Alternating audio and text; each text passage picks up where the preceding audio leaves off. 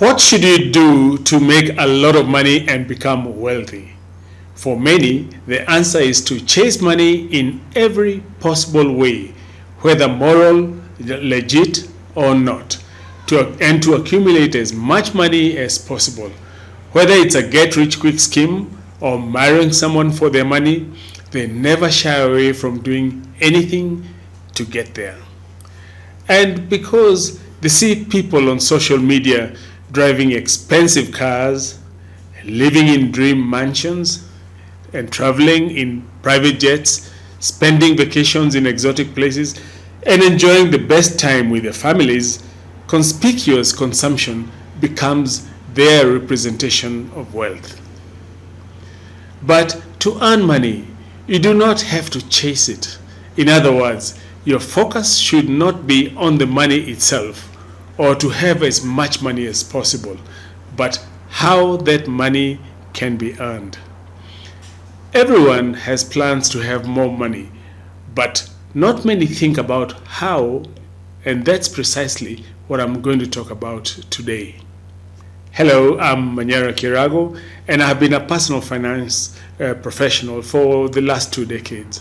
In this video, I will explain a philosophy that you can follow if you want to make as much money as you plan to, no matter whether you're running a business or doing a job.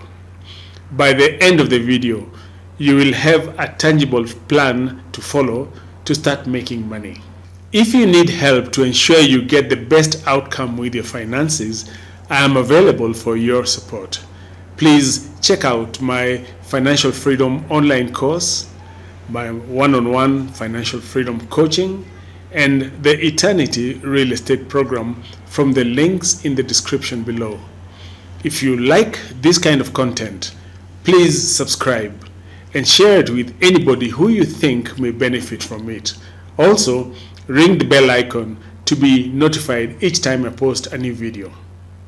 Let's get started. For me, it's important that you first understand what a money-chasing mentality means. The money-chasing mentality is all about making wealth the main focus of life. Everything a person does or sees is calculated purely in terms of money.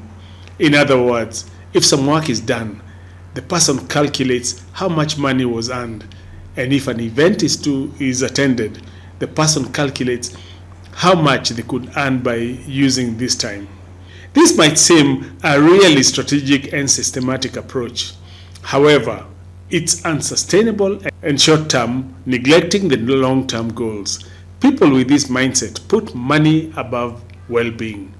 They work long hours, neglect their health, and give up personal time and relationships. Financial gain becomes their main goal, often leading to burnout and stress. This is exacerbated by materialism and consumerism. These individuals link their self-worth and happiness to how many material possessions they have. This leads to excessive spending and a constant craving for the latest products, never really feeling satisfied. Because money is the only thing they want, they look for quick wins rather than a long-term stability. They get involved in high-risk investments, get-rich-quick schemes, or unethical business practices. The allure of quick financial success overshadows the need to build a financially secure future. To feel satisfied, people with a money-chasing mentality engage in competition and comparison, measuring their success against others and trying to feel superior. However, this further leads to envy and dissatisfaction. Keeping up with peers or societal standards becomes a driving force, creating a perpetual feeling of inadequacy.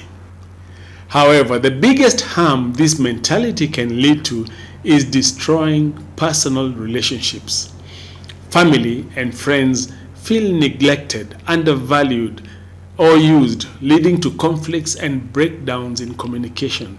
Yet, instead of considering them signs, people believe they are making sacrifices, and they should continue doing whatever they're doing. But unfortunately, this mentality is counterproductive. A money-chasing life is filled with discontent, and that is why it is necessary to shift to value provision. What is value, and how can you provide it? Value is simply something that others want and feel is important. It's something they need and are willing to have in exchange for money. Therefore, for different people, things they value are different. In other words, when a person buys a smartphone, for instance, they see the value in the value the phone provides and the facilities it offers. Then they analyze the price and try to figure out if what they're buying sits well with the benefits they are getting. To understand it better, let's add the concept of money. You see, money is nothing but paper. But this paper is valuable and everybody wants it. That's because a person gets money in exchange for a product or a service that they offer. Just imagine that a product like a cell phone is given for a piece of paper. That's because that paper, which we call money, represents value for that cell phone. Now, the person having that money will be ready to give it only if they feel that the thing they buy offers equal or more value than they're giving. You see, every deal involves value, but we simply don't pay attention to it. But now, your goal should be to provide value, which means offering something that others need and cannot get from anywhere else but from you. Now, let's know how to offer value and make money from it. There can always be two opportunities to offer value. One, by doing your own business, or two, by doing a job. Let's understand how to offer value in a business.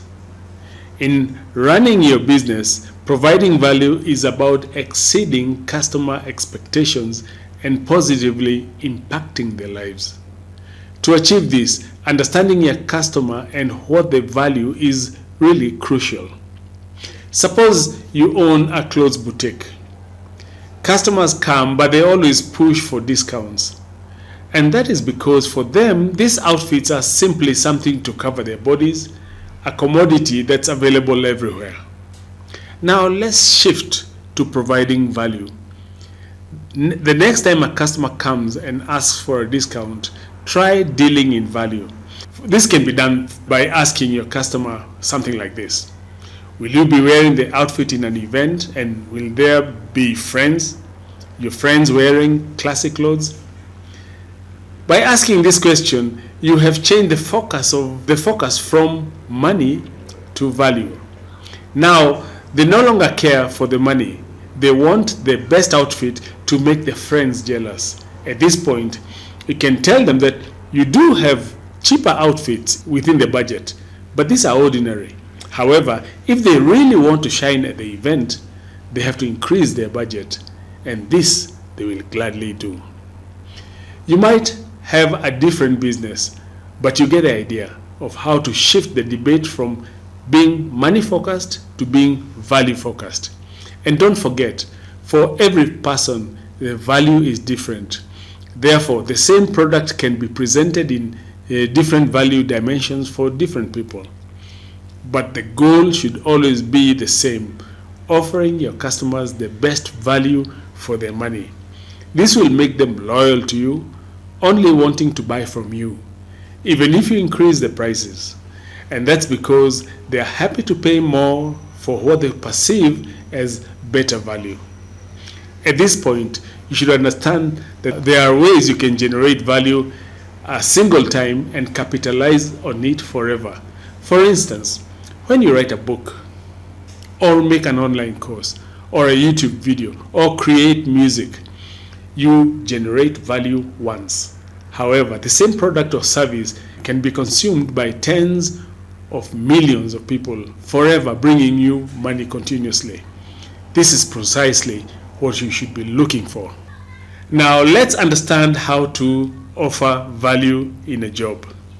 In doing a job, you have to please your superior by providing them the value they want in exchange for the money they are paying you. This might not always be the best way to make money and become wealthy, but our focus is on value provision for the sake of understanding. In doing a job, the best way to offer value is to become irreplaceable in your job. This can be done by mastering your craft, continuously improving your skills, and staying updated with industry trends and technologies ensures that you can consistently deliver high quality work that stands out from the crowd. Instead of being just an ordinary employee, you develop strong problem solving skills, give effective solutions, and implementing them. In doing so, you have leadership qualities even without a formal titles. By doing all this, you become irreplaceable. In other words, if your boss wants to fire you, he simply cannot because he really needs you. You help him literally in everything, going beyond your designated responsibilities. This enables you to get leverage, allowing you to ask for a raise and a deserved promotion. What do you think? Can someone make more money simply by chasing money? Isn't it true that providing value or offering others what they really need has a better chance of bringing money to you? In the comment section below, let us know your take on this.